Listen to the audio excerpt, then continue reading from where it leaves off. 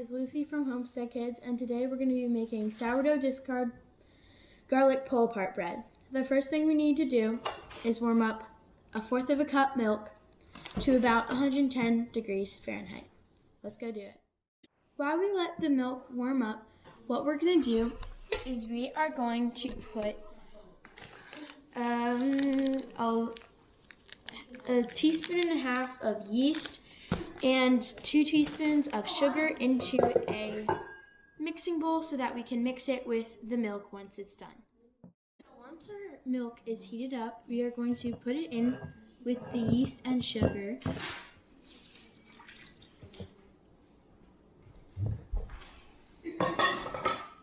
And we can just use the teaspoon, half a teaspoon or teaspoon that we used earlier to measure them out. It doesn't have to look really great, it just has to be somewhat mixed in. And then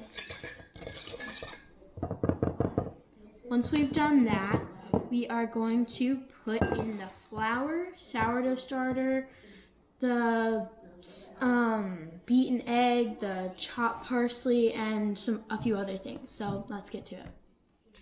So we're going to put 2 cups of flour in,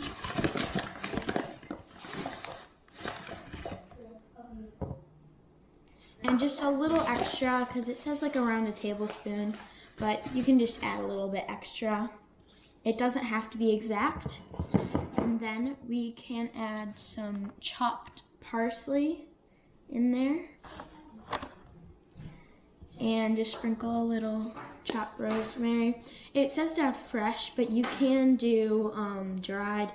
It's fine. It still tastes amazing. Just do a little sprinkle of those. And then we need a little bit of salt, just a little bit. And then we can sprinkle some garlic powder in here. Garlic powder. You can do as much as you want. It tastes good either way. And then we're going to start mixing this while we beat up the egg and measure out the sourdough discard. We have our sourdough discard and our egg beaten, so we're going to turn on our stand mixer to low, if it's plugged in like mine isn't. We're going to turn it on to low, and then we're just going to add them slowly in. If you need to stop the mixer, that's okay. It won't really make a difference.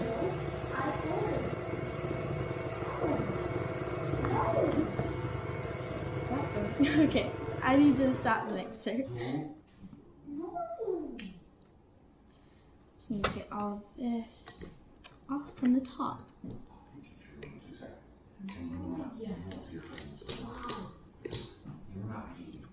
I'm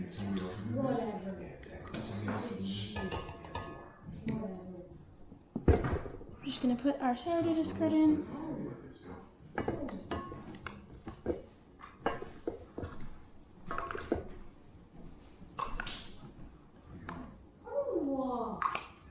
Try to get every little bit out.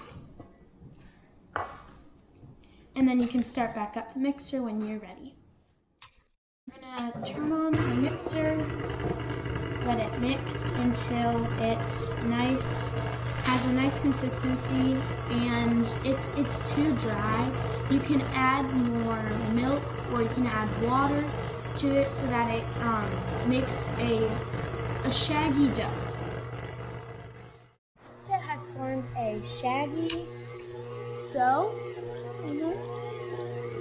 We are going to melt butter and put it in there with it. Let's go. So we have our butter melted. We're just going to add it into here. And turn back on the mixer until it is fully absorbed. And then we're going to take it out and knead it a little bit until it's nice and smooth. And then we're going to put it back in the bowl and let it rest. So we're going to start eating it. Just knead it in any way you like. I like to pull it back and till it's nice and smooth, and then you can make it into a rough ball. And then we're gonna put that back into the bowl and cover it with a towel that is somewhat see-through, and we're going to let that. So for the topping that we are going to put on the top and in between the bread is we're going to have some melted butter. You're going to have just a little bit of salt. You do not have to measure these with like a measurement spoon. These do not have to be exact. You just want to kind of do them according to what you want. Some garlic powder, a little crushed rosemary, some fresh parsley, and we can just mix this until everything is fully incorporated. There are no chunks. And you can always add a little more or a little less of something if you want to. Like I like a little more garlic salt because that makes it more garlicky, and it's garlic bread. So this is the topping. And while you're at it, you can grease a bread pan to put the garlic pull parts in. Sit for about a half an hour.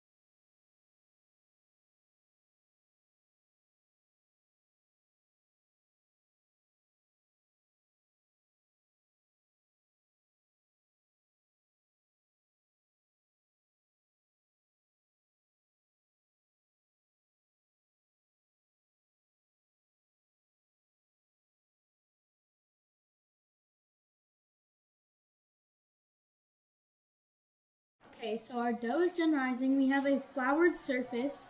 We are going to take the dough out of the bowl, put it down here, and then we need to divide it into 12 equal parts. So I have a digital scale. They should be about 52 to 55 grams each. So I'm gonna do that. After doing that, we have this little, I don't know what to call it, but you can just kind of do that, break them into pieces, and weigh them.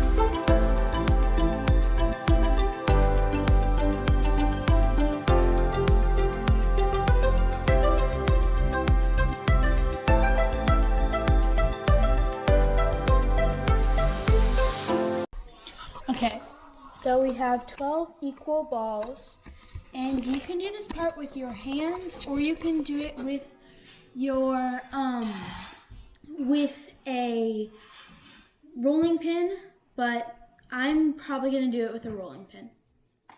Okay, so I have my rolling pin, and I have these balls, so what we're gonna do, we're gonna put them down on a floured surface, just a little bit, just because we don't want them to super floury, or else the butter that we're going to put on won't stick. So we're just going to roll them out a little bit.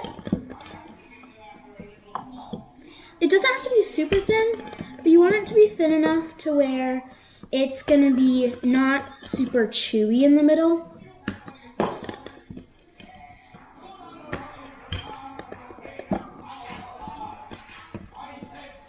So it's about this big. what we're gonna do, you can do this with your hands as well. It works just fine, but I like doing it with a rolling pin so it's nice and flat. And after you use the rolling pin, you can also flatten it out a little more.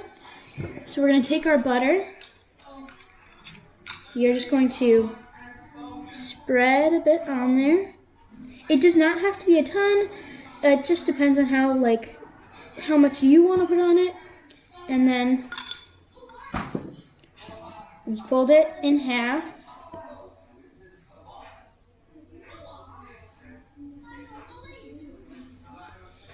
And then we take this, put it in our pan like this.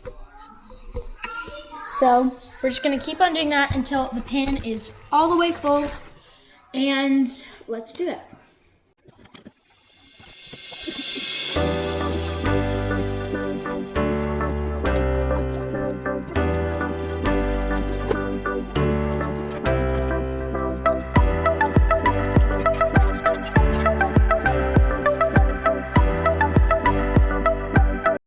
This is how it should look once you are done. There might be a little extra space, but it should be fine. So we're gonna put this and let it rest for about a half an hour, and then we'll put it into the oven. We are preheating our oven to 350, and then we'll put it in for about 15 minutes to start, and we'll keep on adding time if we need to. Let's get to it.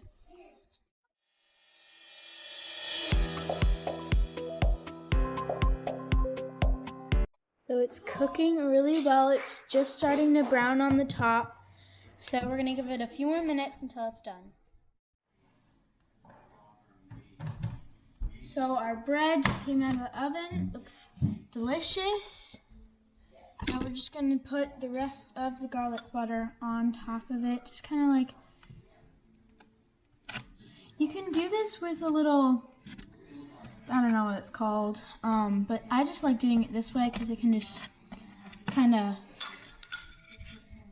go down.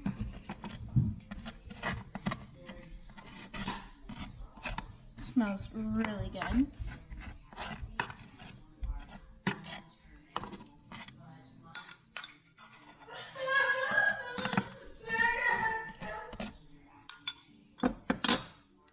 Here's our bread. We're gonna give it a minute to cool down, and then we'll put it on a drying rack or something, not drying, but cooling rack, and then it'll be done. This is the end result. It looks really good. Looks kind of weird, but it tastes amazing, and I hope you guys try out this recipe. I hope that you guys love this. Don't forget to check out some of our other videos and like and subscribe.